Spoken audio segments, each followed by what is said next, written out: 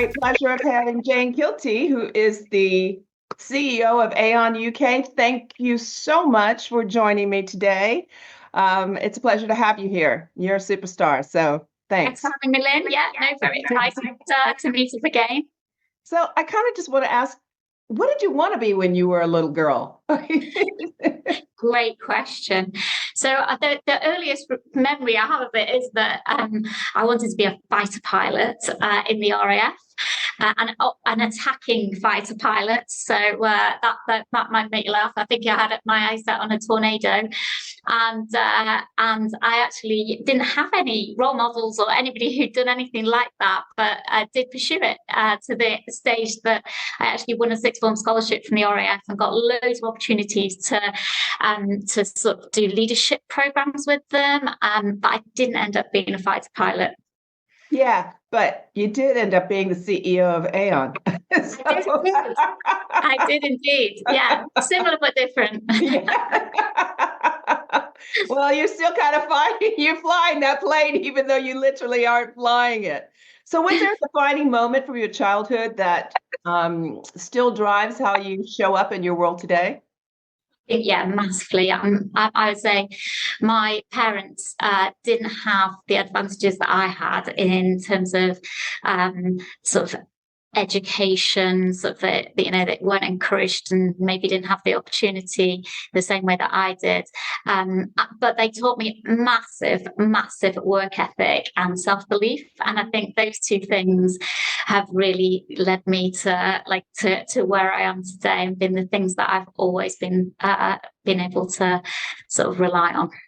It's pretty amazing when I have a similar background in parents who really sacrificed to make sure that myself and my siblings had those advantages, and you do feel driven because of it. They spot your drive and they support you and they go, you can do this, and that to feel that success. So you must have felt, well, they must feel so proud now, but beyond your parents, were there support units that you had that have really shown up for you and you felt sponsored?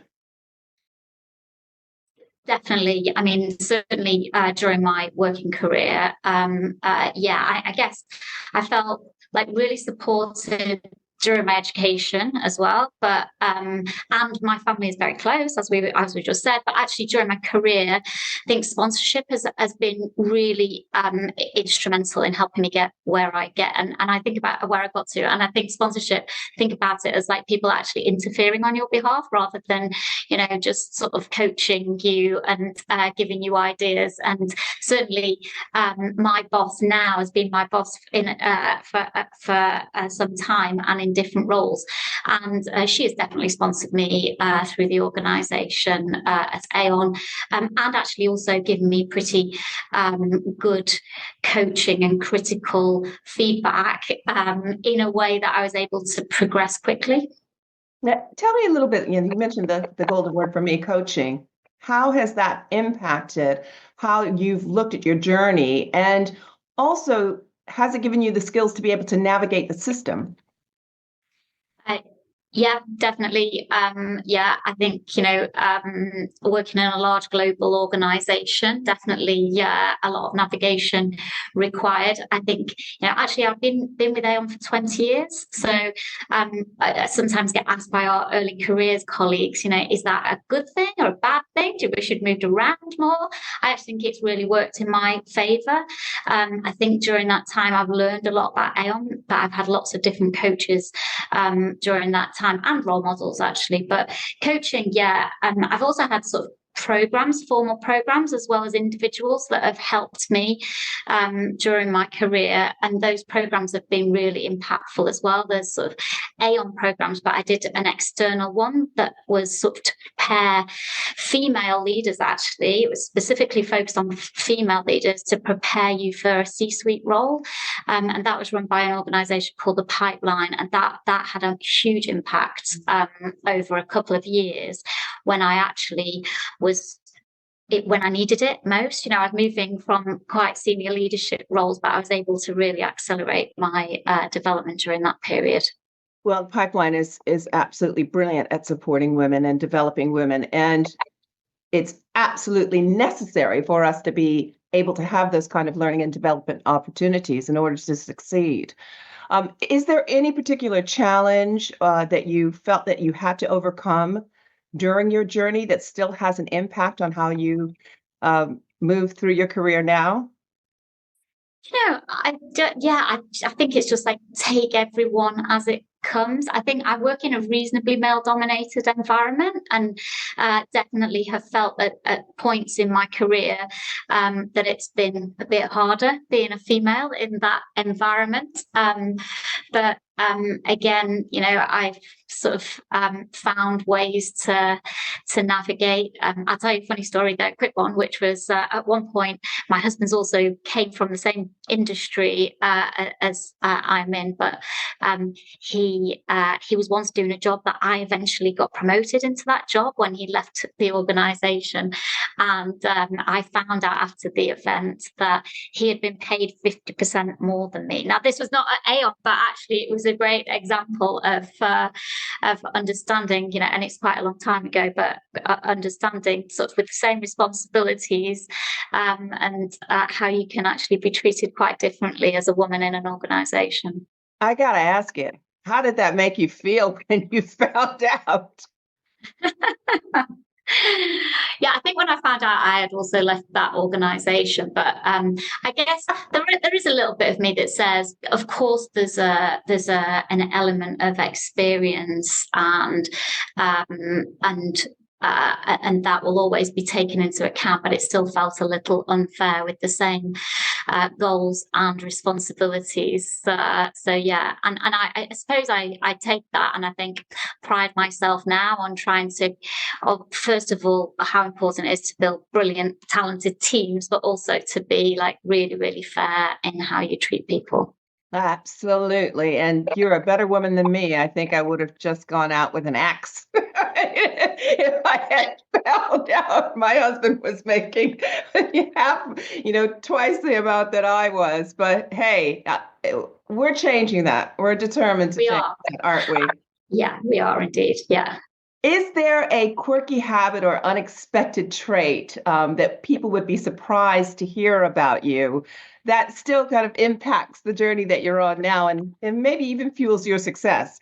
And one of the things I'm going to say that totally surprised me is that you didn't start working out until you were 40. I was absolutely shocked when you said that because you are really, I mean, you look mighty and strong and fit, not just mentally, but physically. I'm like, what? That's amazing. I don't think that's that uncommon though, because the reason that I didn't really have any time, and I would put it down to not having time for myself whilst I was trying to juggle family and career. And I think that's probably, and sadly, society maybe says that that's more frequently what you'll see for women who maybe do the family thinking and the that part of the responsibility, even where dad can be really fantastic and making a great contribution. I guess that I just didn't feel that I had the time for myself, and now that my kids are and they're wonderful and but pretty independent now, I started looking after myself and working out, and I absolutely love it. But going back to your quirky traits. It's a good question. Things that help me. Well, I shouldn't. So when I'm thinking, I go like this all the time now. So if if I do this, you'll know that I'm thinking. But I guess I've always had a really good positive self-talk going on, and it might not be very quirky, but it's certainly been you can feel so often as you're progressing through senior leadership roles, you can feel so often that imposter kind of syndrome and the filling out of your depth, and but that positive self-talk, I've told myself for my whole life that good things always happen to me, happiness is a choice. I walk through the door, I'd like to sort of infect other people with positive energy and enthusiasm, and that actually if anyone can do it, then I can do it too. So they're the kinds of positive things that I say to myself continually, especially when it feels like things are tough. Yeah. Well, we need it. You've got to have a positive mindset. If you don't believe, who's going to believe in you, at the end of the day. So what does a meaningful life look like to you, and how do you measure that in the context of success? Yeah.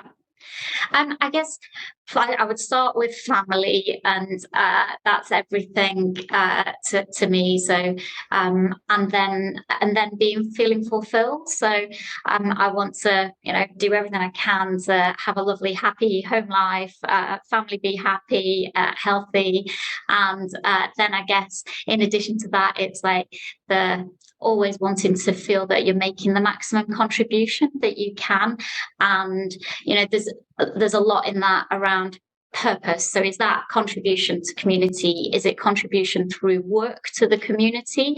I think about, a lot of people might think about our organization at Aon, and by the way, we're a professional services firm. You might say, so we've got reinsurance, insurance, pensions, health and benefits, and actually some people might go, gosh, that sounds quite dull. But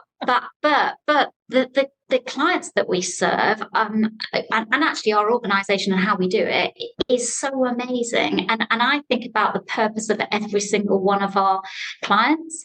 And I think about how they are employing people and creating jobs and growth, and for the economy, which helps pensioners with their pensions. And then, and that's helping people, have a nice retirement. And we want to keep people healthy. So that's what our health and benefits part of our contribution is. And then I think about every single one of our clients and their purpose and what they're doing. Are they a bakery making fresh bread to feed the nation? Are they cleaning water and doing environmental waste treatment and actually helping us to look after our environment? And so purpose, I think the next generations talk about it more as well, Lynn. I think they feel that more, but I think us being able to articulate our purpose is absolutely critical, and that motivates me as well.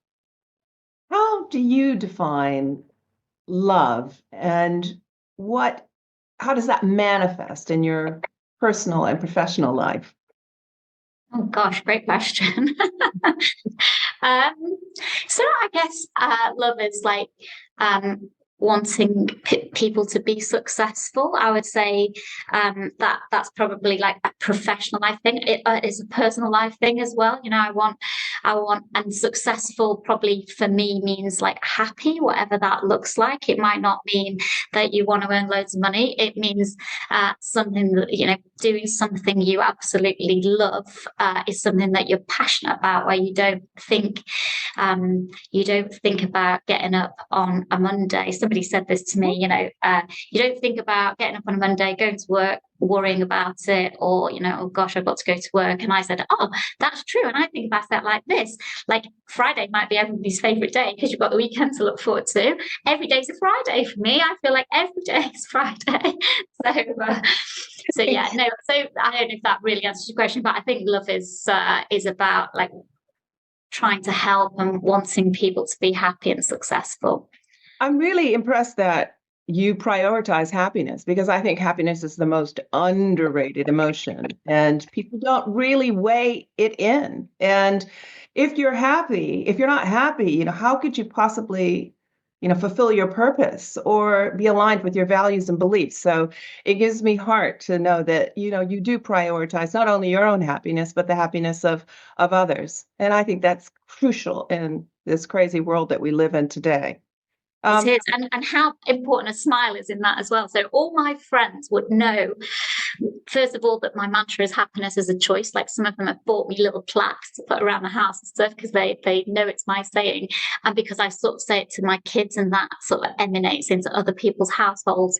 And I always say to them as well, my kids, like a smile is everything. Like, you'll break things down, you go into difficult situations, you disarm people by smiling. People warm to you more quickly when you're smiling. You can cheer people up. You can, smiling. And actually, even things like hockey selection. I used to say to my youngest when she was going to hockey selection and she hated doing the runs at the beginning and all that, and I'd say to her, just be really attentive, like just be really like, so when they ask you to do something, be the first to do it and always smile, because then they will know that you're going to be like enjoyable to coach, like you'll be great on the team, you'll be people like having people around them that lift them up. And so yeah.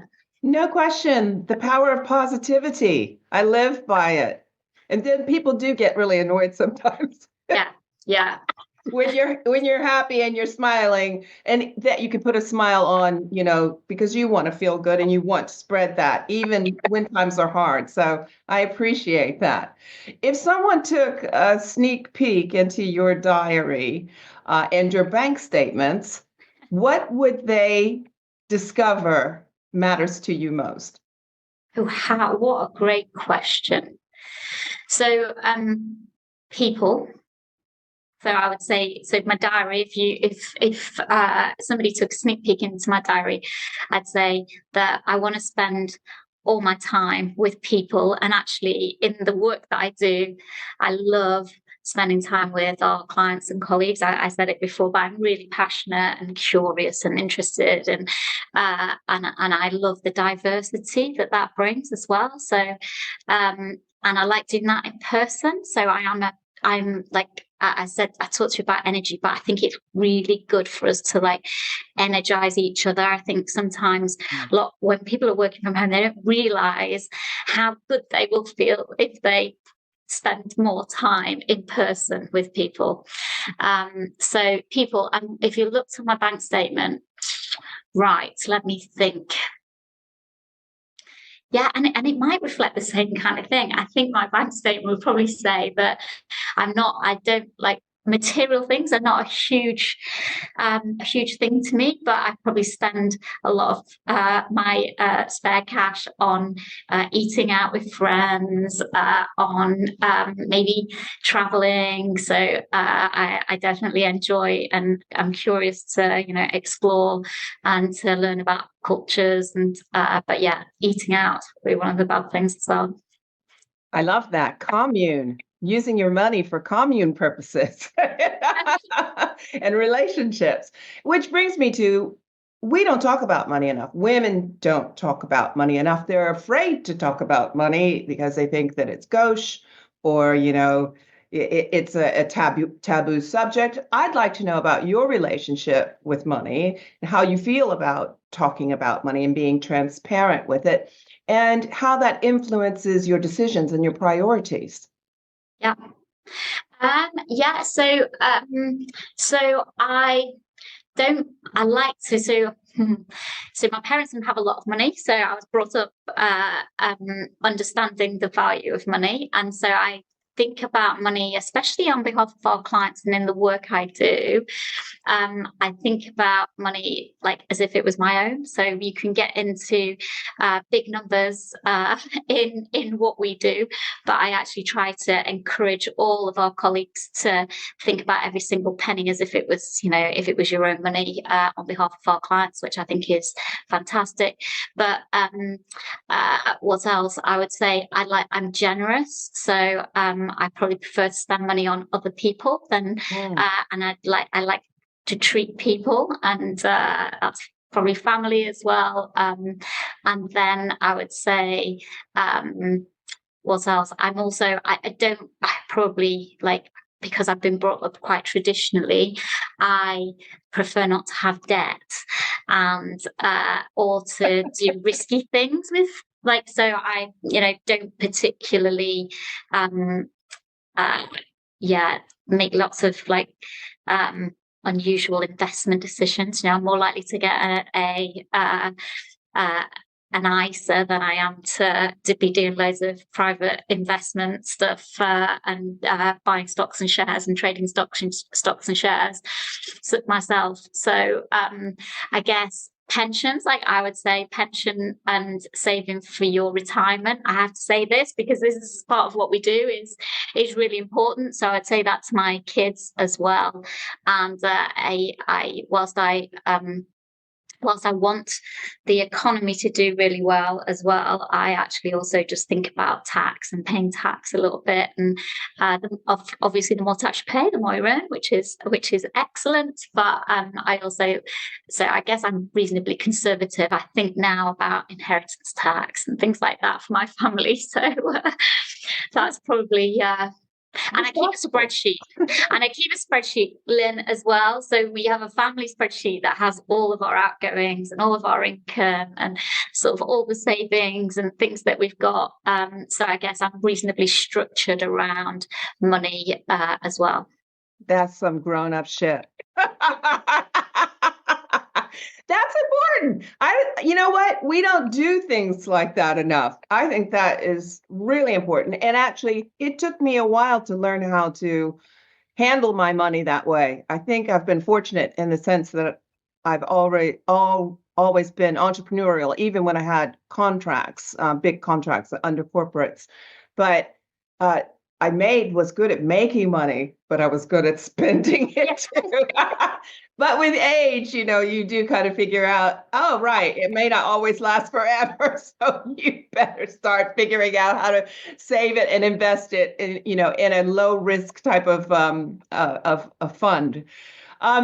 Just going to add one more thing on it, Lynn, which is like I try to speak to my kids about money, and I think that that's really important. So about mortgages and what that is, and I was probably having those conversations with my kids when they were 6, 7, 8 kind of thing. They might be listening to work calls at that stage when I was dropping them off at school and standing there reading records, and they're listening into things and they would ask questions, but I would try and explain the basics of family finances to them from an earlier age. And then when my youngest daughter went to university for the first time, I did her a spreadsheet which basically showed all of her costs. She had to, it's first time, interestingly, going to university, first time she'd really used spreadsheets, which is really interesting for how kids are taught these days. But anyway, and I left the rows in there for her to put in how much she was going to spend on going out and how much she was going to spend on clothes.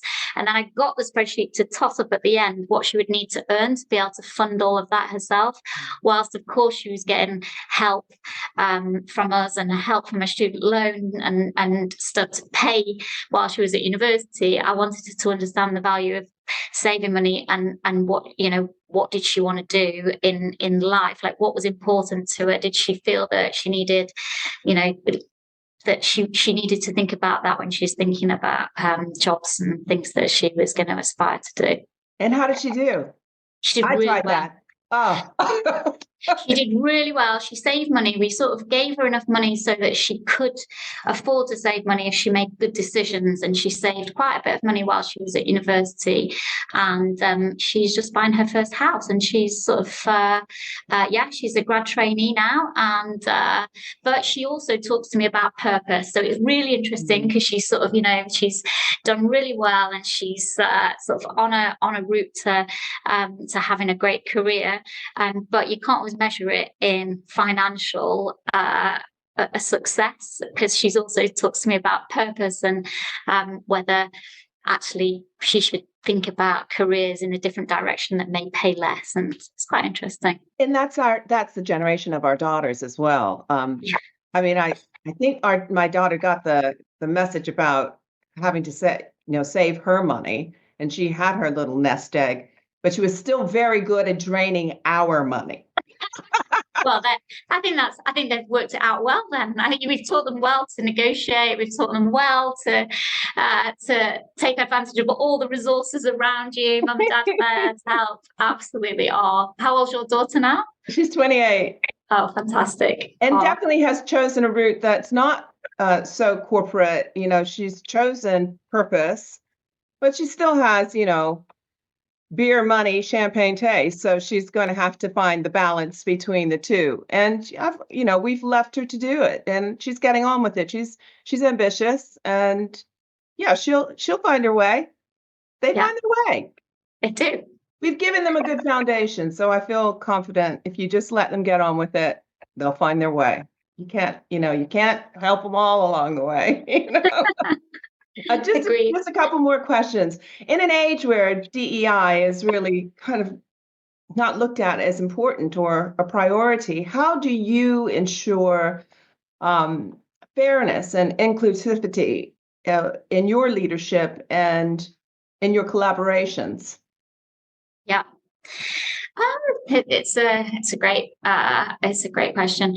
I think most of the teams that I've worked in or actually created have been quite diverse, and I think that flows from the inclusivity thing. So I think inclusivity is about understanding everybody's sort of preferences, their circumstances, and trying to make sure that they can contribute to their full, and that they feel that they can be themselves, right? So I would say, for example, I'm probably one of the first CEOs at Aon to wear jeans and trainers, even for like in the office. And I do that deliberately because, or wear maybe quirky clothes styles but I do that because I want other people to feel that they can be themselves as well. So if I role model it, then everybody feels it's okay, especially if the CEO is doing it. And then secondly, understanding people's circumstances. So understanding maybe the way that people think and can best contribute. When do I get the best out of this team member? It's when they've had the chance to reflect. So, okay, so we're going to make sure that when we're making a big decision as a team, that everybody has time to go away and to offer additional input. Maybe this team member, has caring responsibilities, and actually, if we have a morning meeting at 8 o'clock, we're not able to get them to join. So I guess it's thinking about all of those things, and actually just I think some of my experiences and my background mean that I have sometimes not felt fully included during my career, and I understand some of the reasons for that. So like I had most of my early career out in Manchester and in the north of England, and actually what we do is London is the centre of the world for reinsurance, insurance. What we do is a large professional service firm. A lot of it goes on in London. I was actually quite intimidated by London, by the tube, by, the traveling was quite hard, hard. You weren't able to network in the way that you other people might have been able to do when you were actually traveling to London. I think being conscious of all those things over the years, I think also helps you to get people's different perspectives and where they're coming from and create a more inclusive environment, like taking your leadership team out to regional offices and realize how hard it is to travel. And then you say, okay, well, all those people that are traveling regularly, and, we think that is easy for us because we're in London.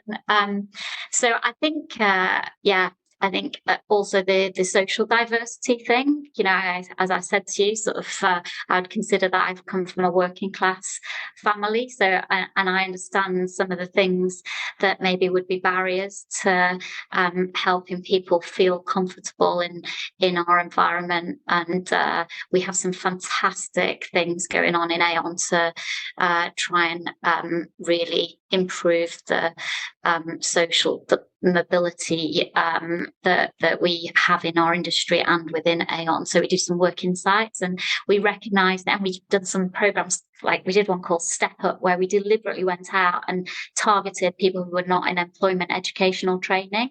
So normally our hiring managers would be sifting through CVs, and actually, it's often, as I said before, my parents didn't have the advantage of being able to put a CV together with a load of qualifications when they were going to look for jobs. So they never got into the front of the building like an Aon. And so we deliberately went out recruiting people who are not in employment educational training for a program where we helped them get some qualifications and work experience with Aon. And then we offered something like 2/3 of them jobs, and at the end of the program. Yeah. And they've been some of the most talented people that we have, but they just didn't have the opportunity to get through the door. And we're now doing work insights where we took 1,000 school students last year, often from, we're in our head office here in London, but we did it across the UK, but our head office here in London has got some quite underprivileged sort of areas and schools and around us, people that wouldn't normally pick insurance or reinsurance, and it's such an amazing profession. We took 1,000 kids in last year between the ages of 16 and 18. Something like 20% of our colleagues in the UK got involved in the programme, and they benefited enormously from it as well. Do you think you're going to see some of those young people progress 100%. up through the ladder and have the support they need?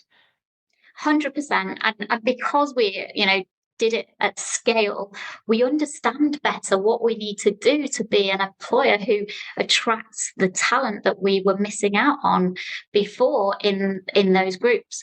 And our early careers team who put that program together are absolutely fantastic, and it flows through our apprenticeship program and our graduate program, and they've won loads of awards for it. So I'm very, very proud of what they're doing.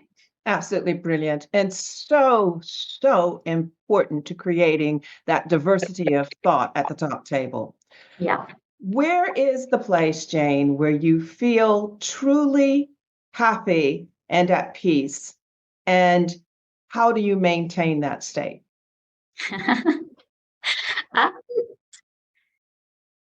And when you say place, are we talking geography, location? It could just be your back garden. Great question. Or the bathtub, for that matter. So I said it before, but I feel happy so much of the time. So I would say the place where I feel happy is when I'm with my family, when I'm helping and serving colleagues and clients, which is what my job is as a CEO, my job to help them. When I feel that I've particularly, done something during the course of the day to help somebody be more successful or to be happier themselves. So that's how I'd answer it. So, I'm happy in lots of places. If we were talking about a place, an actual place that I love, that makes me feel really relaxed and happy, is the Lake District. So we've spent loads of family holidays because we live in the north, or I live in London during the week, but in Manchester at the weekend.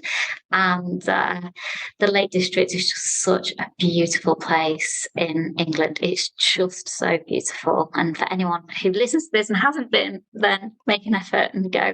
It is absolutely stunning. Beautiful walks. And if you got a dog, they'll lose their mind. And lots of nice cozy pubs. Lots of nice cozy pubs that allow the dogs in as well. Yeah, absolutely. Love it. Love the Lake District. Final question. What advice would you give your younger self? So I'm going to pinch this off another fantastic lady, but this was a great piece of advice that she gives to her early careers, and this is or start your black book early. So, and I probably never made time for this properly because, as I said before, and also juggling family, I think, and especially women, probably do less networking and probably stay less connected with their network and probably do less to give something and to other people in that to sort of build on the power of their network. So start your black book early, and it's probably easier these days with all LinkedIn and all that kind of stuff, but staying in touch with people is more what it's about than just collecting people on LinkedIn. So can you make meaningful connections and give something, offer something up to help that, when you've made a connection, to help that person, because you'll get it back in spades. And I'm loving now more, as I have matured as a leader, I love now the networking side of things and getting to know people. And it's just really interesting. The brilliant Jane Kielty, CEO of Aon UK. Thank you so much for sharing your experience, actually sharing your joy. I can feel your energy, through the screen. I really can. Thank you so much for sharing with us today. And thank you for asking me. And yeah, thank you very much.